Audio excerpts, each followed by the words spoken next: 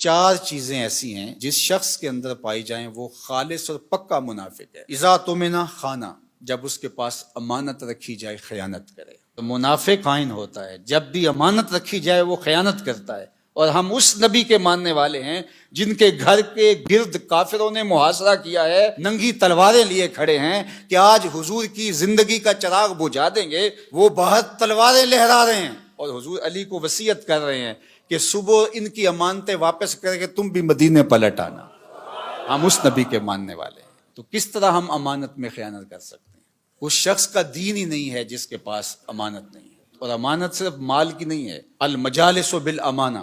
اگر کسی مجلس میں کوئی ایسی بات ہوئی ہے تو وہ مجلس تک رہنی چاہیے، باہر اس کو مشتہر نہ کیا جائے، بلکہ تم سے کوئی شخص بات کرے اور بات کرتے ہوئے دائیں بائیں دیکھے تو اس کا مطلب یہ ہے کہ وہ ڈر رہا ہے کہ کوئی اور نہ سن لے، تو اس بات کو بھی آپ امانت کے طور پہ اپنے پاس رکھنے کے پابند ہیں، اس لیے کہ اس نے آپ پر اعتماد کیا اور اس نے آپ کو بتائی اور آپ نے اس کی تشہیر کر دی، تو پھر یہ بدترین صورتحال ہے۔ تو فرمایا مومن کی کیا شان ہے کہ وہ امانت دار ہوتا ہے۔ اور منافق کی پہلی علامت کیا بتائی؟ اذا تمنا خانہ، جب اس کے پاس امانت رکھی جائے تو وہ خیانت کرتا ہے۔ واذا حدث کذب، اور جب وہ بولتا ہے جھوٹ ہی بولتا ہے۔ مومن کا جھوٹ سے تعلق کیا؟ مومن تو سچ کا خوگر ہے، مومن کی زبان سے تو خیر پھوٹے گی، سچائی پھوٹے گی، جھوٹ کیسے پھوٹ سکتا ہے؟ اور ایک حدیث میں آیا، حضور نے فرمایا الا انبئکم باکبر الکبائر، میں تمہیں بڑے بڑے گناہوں کی خبر نہ دوں؟ جو بڑے گناہ ہیں ان میں بھی جو بڑے ہیں ان کی خبر نہ دوں؟ تو صحابہ نے کہا کیوں نہیں حضور، ارشاد فرمائیے۔ تو آقا کریم نے فرمایا الاشراک باللہ، اللہ کے ساتھ کسی کو شریک ٹھہرانا۔ پھر ارشاد فرمایا وعقوق الوالدین، والدین کی نافرمانی کرنا، وجلس وکان متکئا۔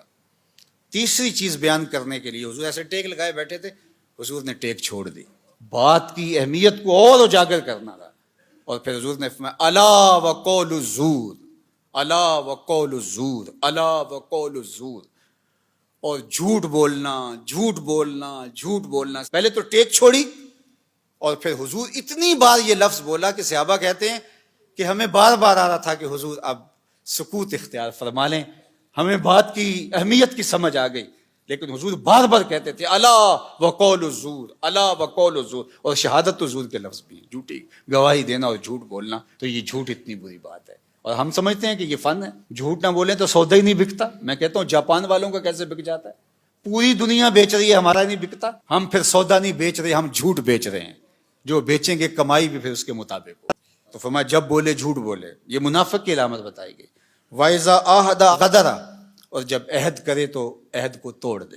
لا دین لمن لا عہد لہ، اس کا دین ہی نہیں ہے جس کا عہد نہیں ہے۔ ہمارے ایک ذمہ دار شخص نے یہ بات میڈیا کے سامنے کہی تھی کہ جو عہد ہے، وعدہ ہے، وہ کوئی قرآن و حدیث ہے؟ ہاں قرآن و حدیث ہے۔ لا دین لمن لا عہد لہ، جس کے پاس عہد کی پاسداری نہیں، اس کے پاس دین ہی نہیں ہے۔ اللہ اکبر، یہ دین ہے ہمارا۔ وَإِذَا خَاصَمَ فَجَرَ، اور فرمایا کہ جب وہ کسی سے لڑتا ہے، جھگڑا ہو جاتا ہے، کسی سے الجھاؤ بن جاتا ہے تو گالیاں بکنا شروع کر دیتا ہے۔